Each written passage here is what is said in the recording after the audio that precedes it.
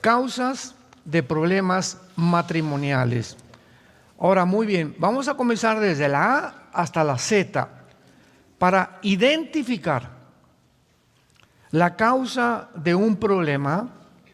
Tenemos primero que decidir si se trata de un error, de un pecado voluntario o de el fracaso de desobedecer la palabra de Dios. Al hacerlo, vamos también a tener que reconocer que si la Biblia llama a una práctica pecado, sería equivocado llamarlo de otra manera. Rápidamente, el alcoholismo no es una enfermedad, el homosexualismo no es una enfermedad, son pecados. Entonces no confundamos usando los términos que el mundo les ha aplicado o debilidad de carácter a lo que la Biblia llama pecado. Por ejemplo, llamar al pecado debilidad, enfermedad o falta de madurez, o usar otros términos psicológicos o sociológicos que deforman o disimulan su verdadera naturaleza, es completamente descarriarse uno mismo de la verdad de lo que la Biblia nos enseña. Las palabras, nos dicen los expertos en semántica, son signos o postes que nos pone Dios de lo que significan las cosas. Si se etiquetan las cosas que son pecado con otra naturaleza, con un poste como por ejemplo hace algunos años la Asociación de Psiquiatría en California comenzaron a decir que el homosexualismo era una enfermedad. Muy bien, si es una enfermedad, que te la cure un médico. Y no hay ninguna medicina para eso. Pero si les decimos, es Jesucristo, pueden ir a la cruz. ¿Ven la diferencia? Si le decimos un alcohólico, porque en Alcohólicos Anónimos les dicen que es algo enfermo y que toda la vida van a seguir siendo enfermos. Y no hay ninguna esperanza entonces para una persona porque no, yo soy alcohólico hasta que yo me muera. Pero si le decimos al alcohólico, es Jesucristo la respuesta, lo podemos llevar a la verdadera cura y a la verdadera medicina. ¿Me van siguiendo? Muy bien. Por ejemplo, ya vimos, ¿verdad?, la conducta homosexual como enfermedad. No es ninguna enfermedad. La Biblia le llama y usa dos términos. Uno es abominación y la otra es algo digno de muerte. Veamos estos términos usados en el libro de Levítico, capítulo 18, versículo 22, y a continuación lo explicaré. Dice Levítico 18, 22, no te echarás con varón como con mujer, es abominación. Esta palabra toeva en el hebreo significa detestable y algo que contamina. Por ejemplo, en la iglesia, la organización que tenemos nosotros, tenemos homosexuales, tenemos lesbianas y son bienvenidos porque la iglesia es un hospital. Muy bien, muchachito, ¿verdad? Qué bueno que vienes a identificarte, que eres gay o que eres homosexual o como le quieras poner de nombre. Sin embargo, te vamos a decir, ¿verdad?, que durante 6 meses te tienes que discipular y en los campamentos de jóvenes no te vamos a permitir ir. Mucho menos que seas maestro de la escuela dominical, porque son personas que tienen necesidad de una restauración y no se logra de la noche a la mañana.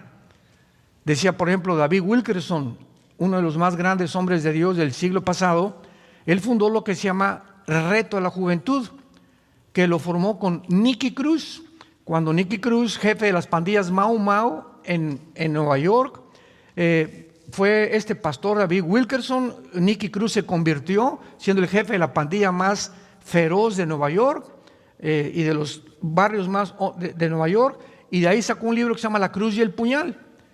Y David Wilkerson considera el siguiente: de los 30 años para adelante, un homosexual tiene el doble de esfuerzo para rehabilitarse. Antes de los 30 hay una grandísima probabilidad de una rehabilitación más rápida. A los 40 es 3 veces más difícil y de los 50 para adelante es 5 veces más difícil rehabilitar a una persona que ha hecho un hábito, no de una enfermedad, sino de un pecado. Dice Levítico 20, versículo 13, Si alguno se ayuntare con varón como con mujer, es abominación. Ambos han de ser muertos, sobre ellos será su sangre. Recordemos algo, el contexto de los mandamientos de Dios, dados en muchas partes en el Antiguo Testamento, tenemos que recordar el grupo de personas a quien Dios se dirigió. Aquí tenemos un grupo de personas que está sacando Dios y lo está llevando por un desierto, y lo que tienen que cuidar este grupo de personas es cuidarse, purificarse lo más que puedan antes de entrar a la tierra prometida. No lo está diciendo a una grande nación. Entonces, si hay un homosexual en este grupo de personas, es tan peligroso que este muchacho va a contaminar a uno o dos muchachos. Esto es inevitable, porque tarde o temprano se va a acostar con uno o con otro, ¿verdad? Y le va a brincar en la noche o a la semana, y sin que nos demos cuenta, ya en la congregación hay 3 o 4 homosexuales. Hay un ejemplo muy grande que acaba de suceder, y lo puedo mencionar porque es del conocimiento público, con el grupo de Hillsong, que fue un grupo precioso, una música lindísima de Jesucristo, pero de repente, allá en Australia, comenzaron a permitir que dentro de la banda de los músicos se subieran homosexuales, y que homosexuales dirigieran también la alabanza. Entonces, a los 6 meses se descubre que 2 de ellos ya se habían casado, y era una organización que está representando a Jesucristo. ¿Qué pasó con los líderes? Pues al ratito cayó uno, cayó otro, etcétera, etcétera, y se hizo un desbarajuste por todos lados. Claro que todavía sigue, ¿verdad?, esta organización. En muy pocas, casi han renunciado todos los pastores de la mayor parte de las naciones. Hay algunos que son honrados. Brian Houston, que fue el fundador, es un hombre de Dios, con su esposa, ya lo exoneraron, ¿verdad? Me equivoqué, pero desgraciadamente no previmos que cometimos un grandísimo error. Mientras se curan, tenemos que excluirlos, porque contaminan. Una mujer lesbiana también, ¿verdad? Una mujer que es lesbiana, bien para acá las jovencitas, y sin que se dé cuenta comienzan a tender una red, y al ratito caen también en el lesbianismo, porque contagia, es radiactividad. Entendamos que es por eso que la Biblia le llama pecado. Y cuando es pecado, no hay ninguna medicina más que la sangre de Jesucristo. Ningún sistema, ningún psiquiátrico, ninguna clínica, nadie puede sanar el pecado. Sino, ¿para qué Cristo muere en una cruz? Fue el desperdicio más grande que hizo Dios al permitir que su Hijo pagara. ¿Por qué? Por nuestros pecados. Porque no hay otra medicina más que la muerte de Cristo en esa cruz. Sin embargo, cuando le llamamos pecado a la homosexualidad o al alcoholismo, les podemos señalar la cruz, a Jesucristo. Por lo tanto, es muy importante dar a los problemas matrimoniales la etiqueta que la Biblia les da.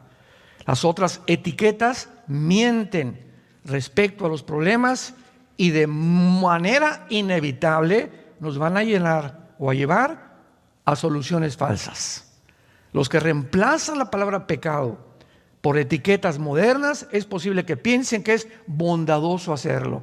Ay, pues para que no se sienta tan mal, pero hacerlo es completamente lo opuesto. Veamos lo que el apóstol Pablo en 1 de Timoteo capítulo 6 le recomienda a su discípulo más cercano llamado Timoteo. Primera carta de Pablo a Timoteo, capítulo 6, versículo 3. Y dice así: si alguno enseña otra cosa y no se conforma a las sanas palabras de nuestro Señor Jesucristo y a la doctrina que es conforme a la piedad, está envanecido. Nada sabe y delira acerca de cuestiones y contiendas de palabras, de las cuales nacen envidias, pleitos, blasfemias, malas sospechas, disputas necias de hombres, corruptos de entendimiento y privados de la verdad, que toman la piedad como fuente de ganancia. Apártate de los tales. Si alguno quiere enseñar otra cosa o no se conforma a las palabras y a lo que Dios le llama pecado, es una persona o envanecida o corrompida que se ha puesto en un rango más alto que Dios. Y es cuando tenemos que tener cuidado, porque estamos rodeados, ¿verdad?, desde que entró la psicología clínica, ¿verdad? No, pues esa persona, y ahí me daba pena ir a muchas naciones y los pastores llevaban a las ovejas al psicólogo o al psiquiatra en lugar de enfrentar el problema como la Biblia lo enfrenta. No, pues tiene un problema, les recomiendo que vayan al psicólogo o que vayan al psiquiatra. Y salen, ¿verdad?, pues con pastillas tranquilizantes, salen ya, ahora sí que como drogadictos, y jamás puede ningún ser humano curar el pecado de nadie. Solamente, repito y enfatizo, la sangre de Jesucristo. El llamar al alcoholismo una enfermedad es quitarle toda la esperanza a una persona alcohólica, porque no hay píldoras que curen esa enfermedad. Pero si se le llama pecado, tal como la Biblia lo dice, entonces hay una verdadera esperanza para este tipo de personas, porque Cristo vino a eso. Vino a librarnos del pecado y del poder del pecado. Veamos, por ejemplo, en la primera carta a los Corintios, capítulo 6, lo que Pablo le escribe a esta iglesia que ayer vimos, que era una iglesia degradada moralmente, una iglesia que había de todos los pecados posibles, herencia de los griegos, etcétera, etcétera, porque los griegos adoraban el cuerpo. Los griegos fomentaron el homosexualismo como ninguna otra civilización en la historia, y que los romanos la heredaron. Casi todos los césares romanos eran homosexuales, eran pansexuales, bueno, eran lo peor, ¿verdad? Y dice en 1 Corintios 6, versículo 9, vean qué palabras más preciosas y de advertencia también. ¿No sabéis que los injustos no heredarán el reino de Dios? No erréis, ni los fornicarios. O sea, el fornicario en la Biblia es la persona que usa el sexo fuera del matrimonio. O sea, una pareja de jóvenes que tienen relaciones sexuales están fornicando. Una persona homosexual es un fornicario, una lesbiana es fornicario, una persona que tiene relaciones con un niño es un perverso. Ya todavía desciende un grado 5 veces más bajo que cualquier nivel de degradación moral, porque es la peor perversidad que puede existir, meterse sexualmente con un niño. ¿No saben ustedes? O sea, si no lo saben, van a saberlo. Ni los fornicarios, ni los idólatras, ni los adúlteros, ni los afeminados, ni los que se echan con varones, ni los ladrones, ni los avaros, ni los borrachos, ni los maldicientes, ni los estafadores heredarán el reino de Dios. Escuchen el versículo 11. Y esto eran algunos. Las iglesias son puros ex. Aquí somos puros ex. Aquí nadie era San Pablo, ni San Gelatao, ni Santa Rita de Casia. Todos nosotros en las iglesias somos personas que venimos lastimadas, heridas de un pasado que todos tenemos que cargar con él, hasta que llegamos a la cruz. ¿Qué es la iglesia? Es el hospital donde todas estas cosas, tu borrachera, tu fornicación, tu altura, comienza el Espíritu Santo en la medida que tú le permites a sanarte. Eso es lo que es la iglesia. Entonces no solamente venir aquí, pararte y oír y de lunes a viernes portarte igual. Tú tienes que tomar ya el hábito de leer diario la Biblia, tener tus devocionales, consagrarte a Dios, adorar a Dios, y cada vez que pecas, venir a la cruz, Señor, la regué, volví a derramar la leche otra vez anoche, y le volví a gritar a mi esposa, y vi a esa mujer, ya tengo una mujer aquí en mi mente hace 3 días, Padre, te pido que la sangre de Cristo, renuncio a seguir pensando en esa mujer, renuncio a seguir pensando en ese hombre. Cuando Dios ve esta decisión deliberada, voluntaria en nosotros, nos ayuda. ¿Por qué? Porque estás siendo una persona honesta delante de Dios. El que esconde sus pecados no prosperará.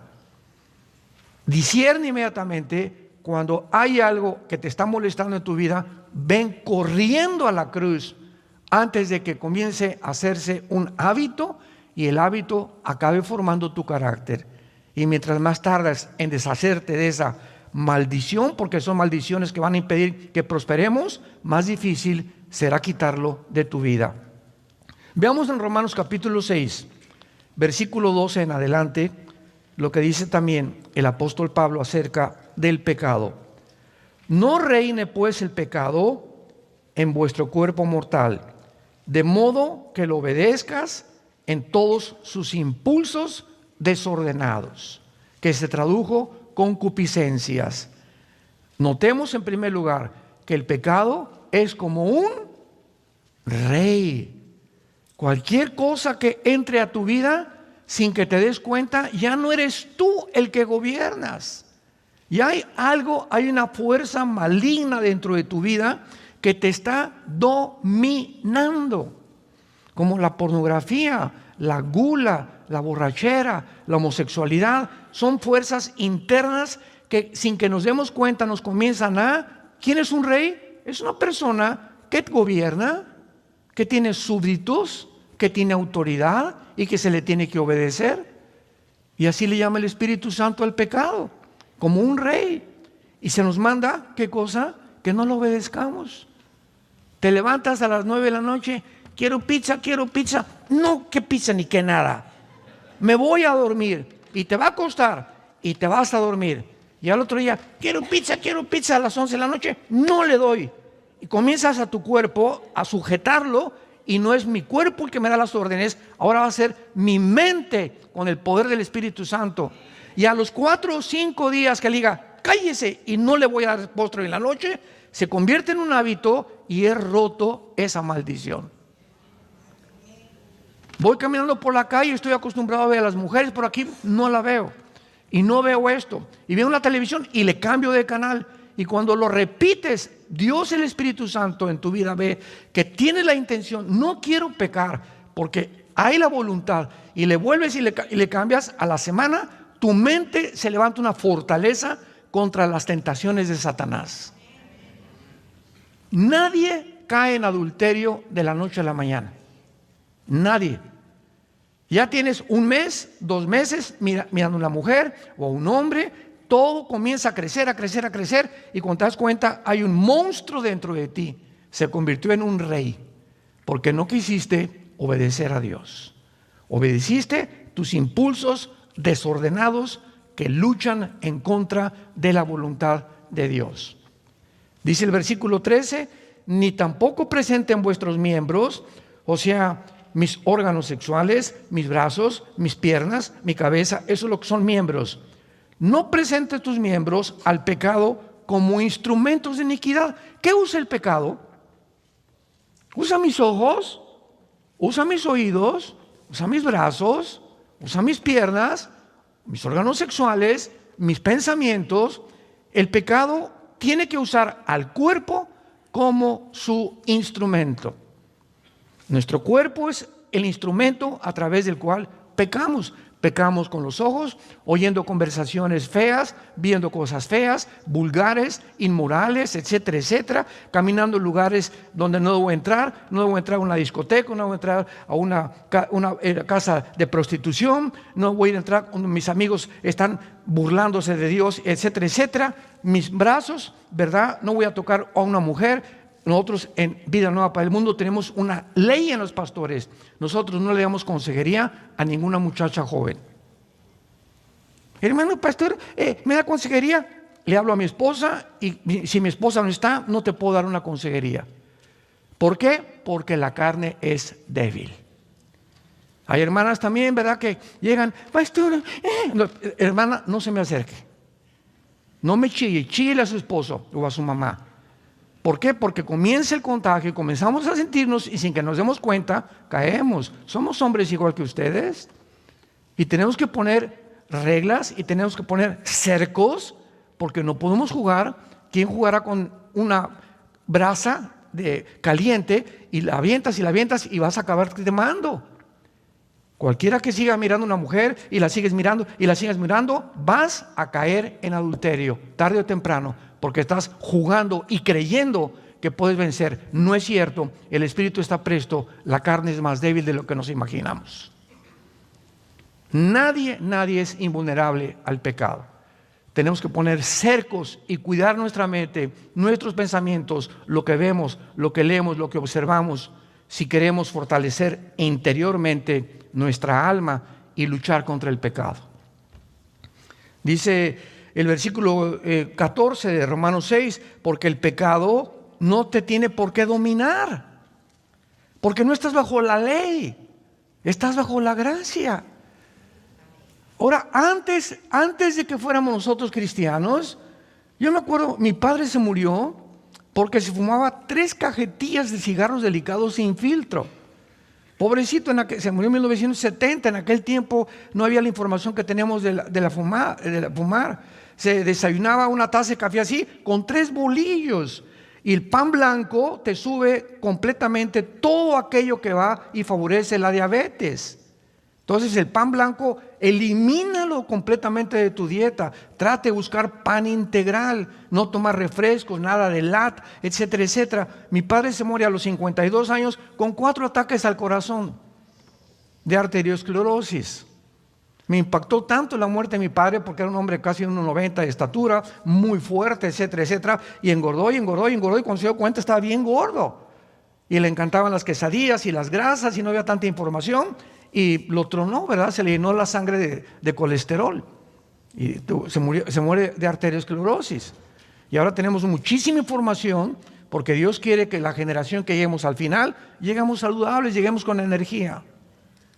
Dios nos quiere amar, Dios quiere que le sirvamos, Dios quiere que podamos realmente presentar fuerzas. No podemos presentar fuerza al pecado sin energía. Y si tenemos debilidades en nuestra carne, es más difícil obedecer a Dios. Tenemos que disciplinar nuestro cuerpo y ponerlo en servidumbre. Veamos en 1 Corintios capítulo 9. Pablo, usando el ejemplo de los atletas de Grecia, porque él vivió en esa época, usando esta analogía, dice 1 Corintios 9, 25 al 27. Todo aquel que lucha, de todo, ¿qué cosa? ¿Recuerdan ustedes el último campeonato de fútbol en Sudáfrica? Brasil, todo en aquel tiempo jugaba Ronaldinho. De acuerdo a mi consideración, Ronaldinho ha sido el jugador de soccer más impresionante de toda la historia, más que Messi, más que Ronaldo, más que Beckham, más que todos. Era un mago, era un muchacho impresionantemente. Fue el maestro de Messi precisamente, Ronaldinho.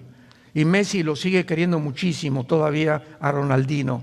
Bueno, en el campeonato de Sudáfrica, el entrenador de Brasil fue un entrenador, como deben ser los entrenadores, enérgicos.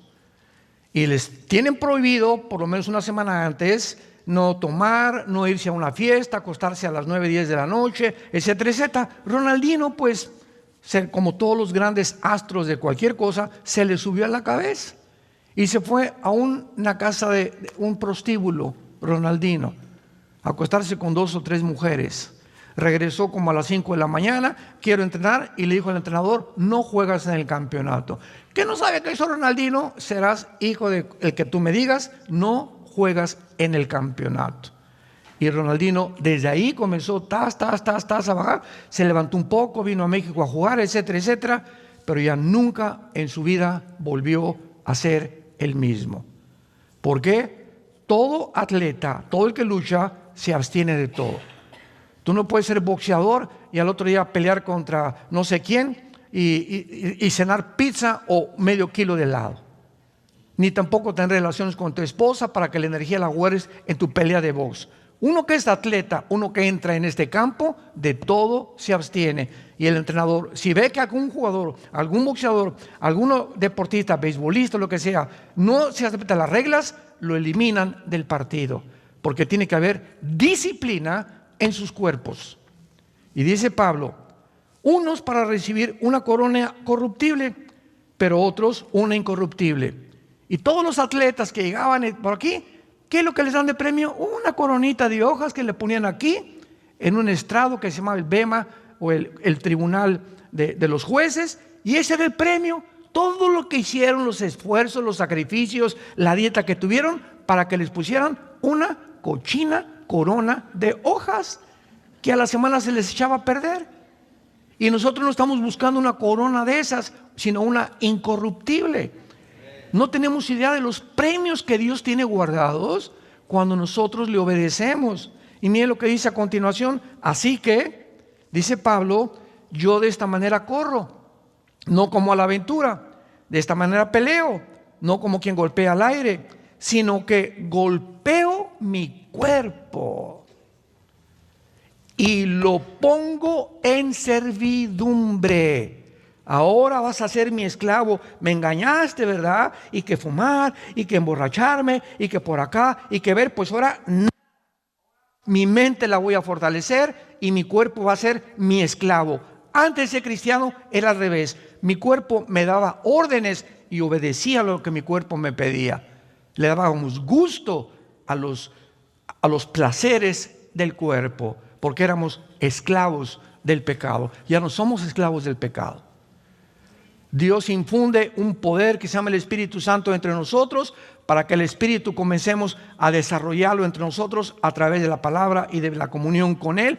Y mientras más estamos en el Señor, más fuerte y más fuerte nos quiere volver el Señor, hasta volvernos guerreros gigantes, donde ya mi cuerpo es una fortaleza y ya es más difícil que caiga en la tentación que en cualquiera que sigue obedeciendo los deseos y los placeres de su cuerpo. Estamos en una guerra, cristianos. Esto no es un chiste. Y la batalla y lo que está de por medio es tu alma y la vida de tu familia y de tus hijos. Golpeo mi cuerpo y lo pongo en servidumbre. Y miren lo que dice Pablo: no sea que Pablo, el más grande misionero y cristiano después de Cristo en la historia de la cristiandad, dice Pablo: no sea que yo, habiendo sido grande predicador, heraldo, yo venga a ser eliminado. No significa que va a perder la salvación, porque la salvación no se pierde. Significa que Dios te puede decir: ya no te uso. Sigues siendo un cristiano, ya no tienes poder, ya no ganas las almas, ya no tienes una pasión por la verdad, todo lo haces ya mecánicamente, te has vuelto un religioso. ¿Por qué? Perdiste las ganas, ya no disfrutas la Biblia, no disfrutas ya nada en la vida. Simplemente, ¿por qué? Porque Dios no te usa. Dice Pablo en otra parte de la carta a Timoteo: en un fregadero, en una cocina de una señora, hay vasos sucios y hay vasos limpios. Viene alguien a mi casa, dice Pablo, y pues le voy a dar un vaso sucio y ponerle ahí cualquier cosa y dar. No, uso los vasos limpios. Los que están sucios están en el fregadero esperando ser lavados, y hasta que no sean lavados no se pueden usar. Y dice Pablo: así son las vidas de ustedes. Cuando Dios quiere usar a alguien, ¿a quién va a buscar? ¿A quién va a usar? Para hablar a tu mamá, para hablar a tu primo, para convencer a un homosexual, para que, ay hermano, venga a orar al hospital por mi enfermito y mándele un recado que se sane. Y usted, hermana, ¿qué no puede ir usted y darle el testimonio y darle el plan de salvación? Es que no puedo. ¿Por qué no puede? Porque está sucia seguramente. Dios usa instrumentos limpios, porque Dios es un Dios santo, santo, santo. Santifíquense para que nos convirtamos en instrumentos útiles para Dios. Muy bien. Vemos entonces claramente que cuando Alcohólicos Anónimos le dice a sus seguidores que tienen que recordarse cada día durante el resto de su vida que son alcohólicos, no se les ofrece ninguna esperanza. Pablo, en el pasaje que leímos, les asegura a los homosexuales, a los borrachos, que esto eran antes, pero que ya no lo son. Ya han sido lavados, santificados y justificados en el nombre de Jesús. Es posible, les dice Pablo, dejar de ser homosexual, dejar de ser borracho, dejar de ser borracho, parrandero y jugador, y pasar a ser una persona diferente. 2 Corintios 5:17, el que está en Cristo, nueva criatura es. Solo en Cristo hay la posibilidad de convertirnos completamente en nuevas personas. Ahora bien, en el origen del matrimonio ya hemos visto que el matrimonio es de origen divino. Ningún juez, ningún politólogo, ningún psiquiatra, ningún antropólogo, paleontólogo, arqueólogo, nadie puede atreverse dentro de la humanidad, en los aproximadamente 6,000 años de historia que tenemos, de poder decir qué es el matrimonio. El matrimonio es de origen divino, porque fue formado como la primera institución. El propósito del matrimonio es muchas veces para combatir la soledad. Lo vamos a ver aquí en unos momentos. Uno de los más grandes enemigos del ser humano, yo lo consideraría el más grande enemigo, es el ego. El egocentrismo. Veamos a los niños. ¡Tom! ¡El mío! Y les das los 3 juguetes y el mío. No lo quiero ahorita. Y comenzamos a ver ya un impulso en los bebés, aunque son inocentes del pecado, que nacemos como la maldad, como dice el Salmo 51, en maldad fuimos concebidos. Y nunca le enseñamos a los niños a portarse mal, les enseñamos a portarse bien, porque la maldad ya la traemos desde que nacimos. El pecado entró como una herencia desde Adán a todos nosotros. Por eso el pecado tiene que ser borrado con la sangre de Cristo y no con nuestras buenas obras. Tú puedes ser una buena persona y construir asilos y orfanatorios y regalar dulces a los pobres. Sin embargo, si mueres en pecado, te condenas. Porque no puedes llegar al cielo y decirle: Pedro, gracias por dejarme entrar. Mira los asilos que hice y las iglesias, el dinero que di, etcétera, etcétera. Y Pedro te va a decir: ¿sabes qué? Te da una patada, te vas allá abajo, al infierno. ¿Por qué? Porque la salvación no es por obras, es por la sangre derramada en la cruz. Si fuera por las obras, Dios nos hubiera dicho: miren, mis chiquitines, cada quien siga su religión, cada quien pórtese bien y nos vemos allá arriba. Pero Getsemaní nos habla que esto no fue así. Jesús cae de rodillas y se va a enfrentar en horas, a las 9 de la mañana que lo colgaron hasta las 3 de la tarde, en que en esas 3 horas se iba a separar de su Padre. Y Jesús clama y grita: Padre, no hay manera de que pueda evitar atravesar lo que voy a atravesar, beber esta copa. 3 veces le dijo Cristo al Padre: no hay otra manera. No habrá manera que venga el arcángel Miguel y él pague por los pecados, o que algún papa los perdone, o que le recen a algún santo, o que siga una buena religión. Y el Padre cerró completamente y le contestó: sin derramamiento de sangre no hay perdón de pecados. Solamente en la cruz tenía que morir un Dios y un hombre, porque ningún hombre puede perdonar pecados a nadie. Solo Dios perdona pecados. El que estaba en la cruz tenía que ser Dios, pero tenía que ser un hombre para identificarse con nosotros por el pecado hereditario de los primeros padres de Adán. No hay manera, otra manera más que la cruz, de acuerdo a Dios. Si tú quieres inventar tu manera de llegar a Dios, esa es tu manera. Y eso es la soberbia, que somos nosotros los que dictamos cómo llegar a Dios. No, la Biblia nos dice que Él pone y Él ha establecido los términos para llegar al cielo. ¿Los aceptas o te va a rechazar como Caín? ¿Se acuerdan de Caín? Génesis 4, se acercó a Dios ¿con qué? Te traigo mi pichoncito y te traigo mi becerrito y te traigo lo mejor de mi huerto. Y Dios le dijo: no lo recibo. ¿Por qué? Porque tu hermano me trajo la sangre de una oveja. Desde el principio se establece que tiene que haber un sustituto para pagar tus pecados. Las obras no sirven. Las obras vienen después de que hemos recibido a Cristo, pero no para recibir a Cristo. Vienen como resultado de tu salvación y no como el medio para que tú te salves. A la cruz, la cruz es esto, yo tengo que llegar a la cruz. Señor, gracias porque, mira, no soy tan malo, ¿verdad? Y no he sido adúltero, como las prostitutas, ni borracho, ni parrandero, ni jugador. Yo no puedo venir a la cruz y ofrecerle nada a Dios más que en esta mañana: Señor, ten misericordia de mi pecador.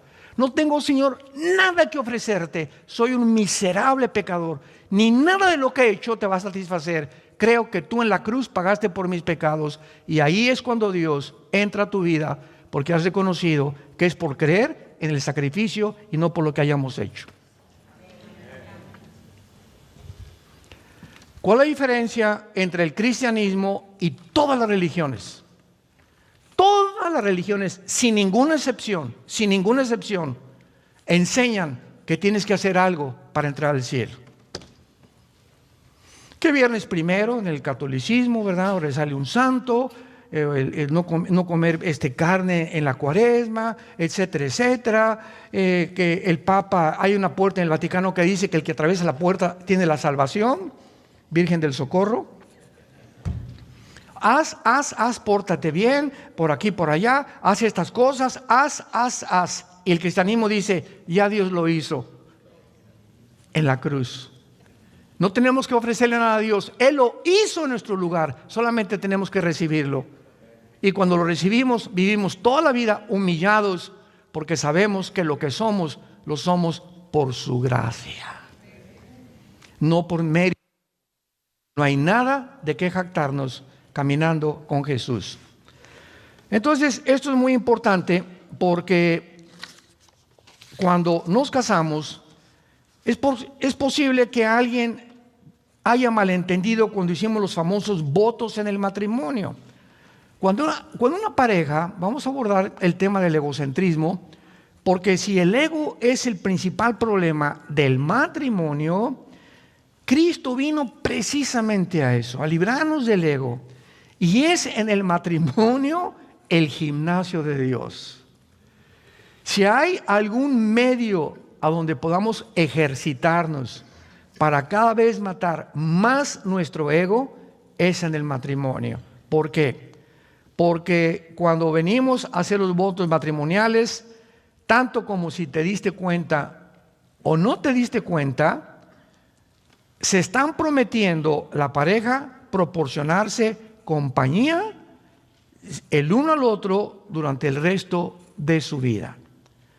Pero tenemos que observar esto con mucho cuidado, porque no estás prometiendo recibir compañía. De aquí en adelante, te prometo, me tienes que prometer que me vas a dar tu compañía. No. En los votos matrimoniales es, te prometo que por lo que me queda de vida, te voy a dar compañía. Es dar y no recibir. Si tú te casas y dices, es que Elizabeth Taylor, 9 matrimonios, la chulis, la artista de cine, es que no he encontrado en ningún hombre lo que yo he estado buscando, el ego del tamaño de la Torre de Babel. Es que mi esposa no me da lo que yo quiero. Espérame tantito, es que no has entendido el matrimonio. Si tú sigues buscando de tu pareja que te dé, pues vives completamente en el trono del ego. Pero si te olvidas y no importa si te da o no te da tu pareja, tú le correspondes y le sigues dando, como lo vimos ayer con las mujeres que están casadas con hombres que no son cristianos, en ese momento tu ego, sin que te des cuenta, tú te estás bendiciendo y estás siendo sanada. Estás siendo sanado. Y llega un momento en que ya es tan grande tu pasión, ¿verdad?, por la persona, y si él se comete adulterio, pues que se vaya el gavilán, si te deja, que te deja, pero tú sigues siendo feliz, porque en el matrimonio te libraste y comenzaste a sanar tu ego, y estás lista. Si quieres casarte con otro, con otra, estás perfectamente preparado para segundo o terceras nupcias, si es la voluntad de Dios, porque si no, el segundo matrimonio es peor, el tercer es peor, el cuarto vas a acabar en el psiquiátrico. El matrimonio no es un acto de amor en el cual una persona promete cubrir la necesidad del otro para toda la vida. Estoy prometiéndole a mi esposa que voy a cubrir sus necesidades sin condiciones ni estipulaciones. Esto quiere decir que cuando un marido le dice, se queja a su esposa diciéndole, no consigo lo que quiero en el matrimonio, sus palabras carecen de todo sentido común. Es mero egocentrismo. Se le tiene que contestar, usted, señora, usted, señor, no entró en el matrimonio a fin de conseguir algo para usted. El matrimonio y los votos que hizo fue para darle algo a su cónyuge. Es el secreto de la vida cristiana. De tal manera Dios amó que... Y eso que hizo Jesús en la cruz, darse. en la peor crisis emocional, espiritual de la tortura de los clavos y la corona de espinas, se abandonó a sí mismo, porque cuando sufrimos nos victimizamos y nadie se acuerda de mí y nadie me viene a saludar y estuve en el hospital y no me visitaron, etcétera, etcétera, y nos concentramos en nosotros mismos. Es la reacción psicológica de un ser humano normal. Por eso los más grandes psiquiatras en Brasil, hay uno, se me olvidó el nombre, que examinó la vida psicológica de Cristo. Él no pudo ser un ser humano como nosotros igual, porque en la cruz nunca pensó en él. Y Juan, ahí está tu madre, madre, ahí está tu hijo. En los últimos momentos estaba pensando en los demás. Y no, ya me estoy muriendo, me las pagarás. No somos así, así somos. Al contrario, cada uno hace votos de dar todo lo que puede. Ese es el matrimonio, es el secreto. Y ya si te responde el hombre o no te responde, es problema de Dios y de ellos. Pero si ve Dios que tú eres una persona que estás entregando, está construyendo un guerrerazo Dios, una guerreraza Dios. Porque mientras más te das a los demás o en tu matrimonio, más bendiciones te da Dios durante toda tu vida. Por lo tanto, ¿verdad? La única cuestión es preguntarse, ¿estoy cumpliendo mis votos? ¿Para qué me casé? ¿Para recibir? Y si no, muchas personas dicen, bueno, pues estoy dispuesto a dar con tal de que reciba algo a cambio. Hágame el favor, Jesús, María y el burrito que los acompaña. Pues yo daré lo que sea si recibo algo a cambio. Es una persona centrada en su ego. Veamos en Filipenses capítulo 2 el consejo que recibimos de la Biblia. Y está de por medio la vida de Jesús. Jesús no solamente muere en la cruz, sino que vive una vida completamente libre del ego, para enseñarnos que es nuestro más grande enemigo. Dice Filipenses 2, versículo 3: nada hagan por contienda o por vanagloria, antes bien con humildad estímense unos a otros, cada uno a los demás, como superiores a sí mismo, no mirando cada uno por lo suyo, sino también cada cual por los de los otros. Hay en ustedes este sentir que hubo en Cristo Jesús, el cual, siendo en forma de Dios, no estimó el igual ser a Dios como cosa que aferrarse. Ahí está Jesús, el creador de los planetas, los sistemas, las galaxias, las hormigas, los seres humanos, los arcángeles. Y el Padre le dice al Hijo: Hijo, baja a ese planeta insignificante, casi de los más chiquitos que hay en el sistema solar, y vas a hacer esto y esto y esto. Y vas a nacer en un pesebre. El Dios creador del universo, con un papá que va a ser carpintero. Y vas a crecer entre pobres, menesterosos, y vas a hacer el bien, vas a sanar, etcétera, etcétera. No vas a tener nunca un cuarto ni un cojín donde acostarte. Vas a andar en el desierto, en los montes, con un grupo de hombres que te van a seguir, y les vas a enseñar todos los secretos que hay en el cielo, para que en la tierra puedan entender cuál es su propósito, por lo cual yo los creé. Y finalmente vas a abrir tus brazos hacia una cruz, y todos los que sanaste y todos los que los demonios que le sacaste te van a gritar: crucifícale. Los que te alabaron al entrar a Jerusalén: Hosana el que viene al rey David, en 5 días te van a crucificar. No confíes en los hombres, no confíes en la fama, no confíes en la popularidad, no confíes en los halagos que te hace la gente. No cedas ni se envanezca tu ego, porque no sabes quién soy yo. En los estacionamientos que tenemos en nuestras iglesias llegan los hermanos y tenemos un grupo de personas, estaciónense por ahí. ¿Qué, usted no sabe quién soy yo? No, pero yo sí sé quién soy. Yo soy hijo de Dios. Y si usted quiere obedecer a Dios, no me importa si sea diputado, que sea otra cosa, porque ese es el ego. Siempre, ¿qué no sabes quién soy yo? ¿Qué no me tienen que tratar? Pónganme la alfombra. Todas esas personas son las más miserables de la vida. Hace algún tiempo di un ejemplo de la Madre Teresa. Todos ustedes saben la Madre Teresa de Calcuta, que tenía muchas cosas para curar a enfermos de lepra, etcétera, etcétera. Y llegó a Nueva York la Madre Teresa. Y le preguntaron los reporteros: oiga, Madre Teresa, pues aquí en Nueva York hay millonarios que le pueden dar a usted un lugar con aire acondicionado, un leprosario, no tiene por qué regresar allá a la India, etcétera, etcétera. Aquí tenemos un carro, le ponemos una limusina a sus órdenes, porque ella era una figura pública. Y entonces ella contestó: no, pero ¿por qué nos niega usted eso? Y contesta la Madre Teresa: porque he aprendido que mi felicidad está en vivir para los demás, no en recibir yo atenciones, ni tampoco vivir en un medio ambiente cómodo, con cama king size, etcétera, etcétera. Yo he sido llamada y he encontrado que mi felicidad radica en dar mi vida por estos leprosos. Me regreso a Calcuta. Y le dijo adiós al dinero, a la fama, a todas esas cosas. La Biblia dice: recibirá un gran premio cuando entre al cielo. Siendo católica. Hay católicos que se van a ir al cielo porque han vivido lejos del egocentrismo, que es el pecado más grande que podamos tener. Ahora, en penúltimo lugar, vemos nosotros que Jesucristo nos dice en la Biblia: de tal manera amó Dios al mundo que dio. Nos amó y se entregó. Amad a vuestros enemigos. Si tu enemigo tiene hambre, dale de comer, dale de beber.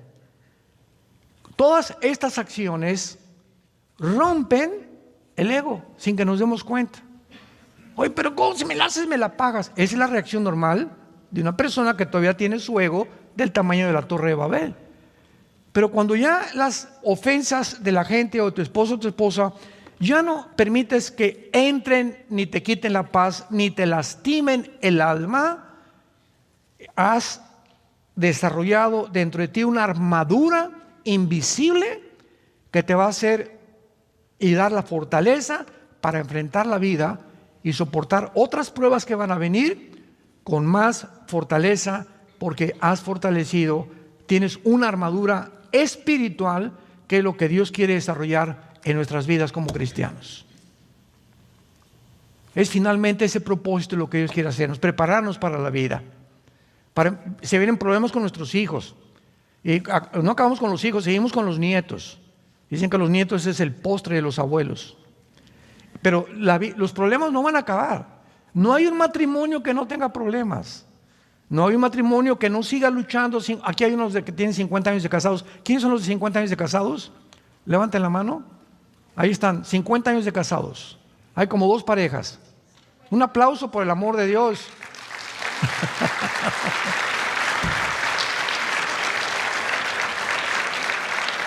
Yo le dije al hermano: hazle una estatua a tu esposa.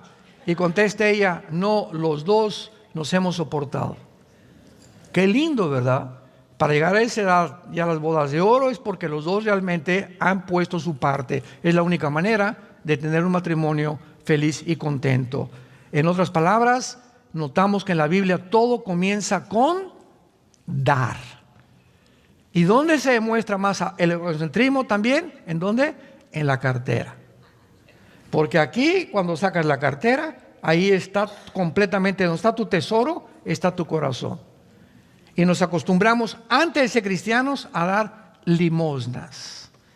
5 pesos hay en la iglesia, 10 pesos, etcétera, etcétera. Lo que les decía ayer, se nos olvida la gente también, y comenzamos a darnos cuenta que la generosidad es un síntoma de los más grandes que existen, en que estás libre del ego, o que por lo menos vas a la mitad de tu camino, porque cada vez sientes más dar y dar de tu tiempo, de tu dinero, de tu esfuerzo. Llegas a la iglesia, y yo, no como al cine, yo llego en el cine, mis palomitas y mi refresco, y no me importa quién está acá ni quién está acá. Cuando llegas a la iglesia, no es el cine, llegas al cine, llegas a la iglesia a dar.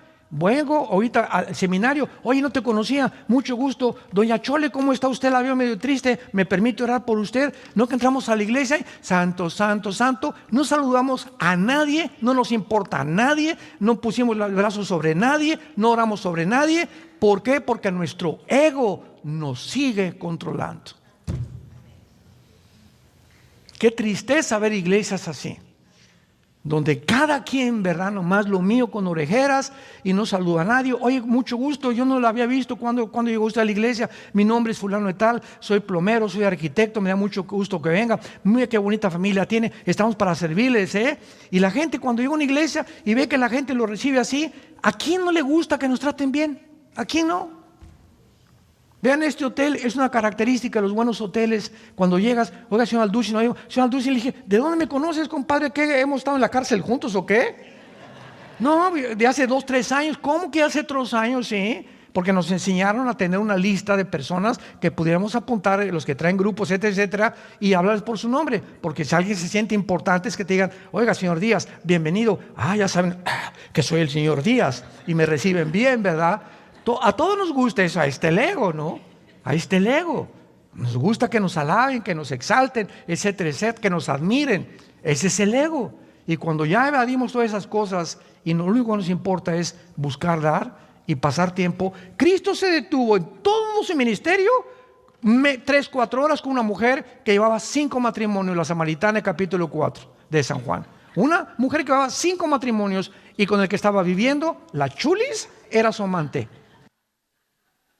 ¿Y qué llegó Cristo con esta mujer a decirle? Eres una pecadora, etcétera, etcétera, dame de beber. Sí, y te voy a decir que esa agua vas a volver a tener sed. O sea, sigue buscando en los hombres la felicidad, nunca vas a estar satisfecho. Pero el agua que yo te daré será una fuente que salte de vida eterna en tu vida. Ya no busques en otras mujeres o las fantasías. Con otro hombre sería más feliz. ¿No es cierto? No es cierto. No es cierto. Si con el que tienes no pasaste la prueba, no vas a pasarla con el otro, ni con la otra tampoco.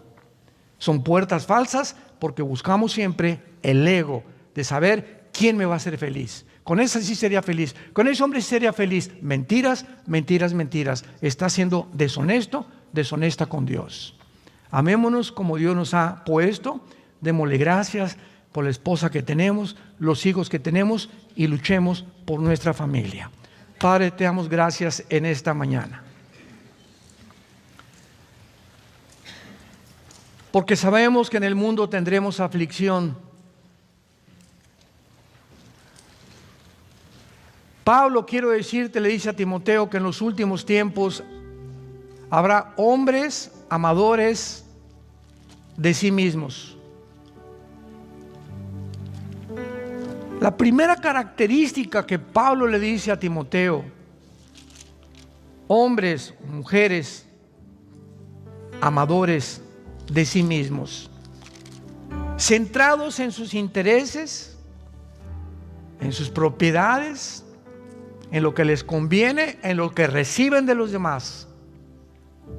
Por eso mueren, han alcanzado puestos, presidentes, deportistas, cantantes, y cuando tienen todo eso se dan cuenta que nunca vivieron para los demás, por lo cual en la tercera edad, en la cuarta edad, van a recibir lo que sembraron y van a morir miserables, vacíos, descubriendo tal vez demasiado tarde que vivieron para ellos mismos. Haya pues este sentir en ustedes que hubo en Cristo Jesús, el cual siendo en forma de Dios, no estimó el igual a ser su Padre en el cielo. Bajo un mundo depravado, a un basurero bajó Dios a caminar entre nosotros y enseñarnos que Él, el creador del universo, se hincaba delante de nosotros a lavarnos los pies. Dios viene a hincarse delante de nosotros. ¿Y nosotros quiénes somos? ¿Cómo puede haber ese orgullo todavía en tantos seres humanos?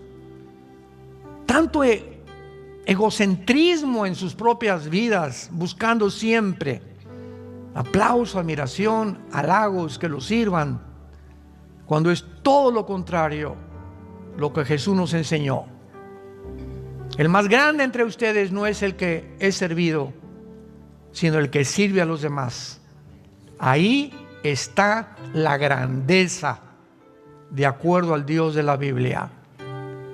Te damos gracias, Señor, en esta mañana por tu palabra, y estamos listos con el poder de tu Espíritu a vivir esa vida que tú quieres que nosotros vivamos, para que podamos realmente decir que por el amor que nos tengamos unos a otros, nuestros mismos hijos sabrán que somos cristianos, que nuestro cristianismo es legítimo, es honesto, es puro, es transparente, porque ejemplo hemos dado de que seguimos los pies del Hijo de Dios, a quien exaltamos en esta mañana y a quien bendecimos porque se llama Jesucristo. Amén.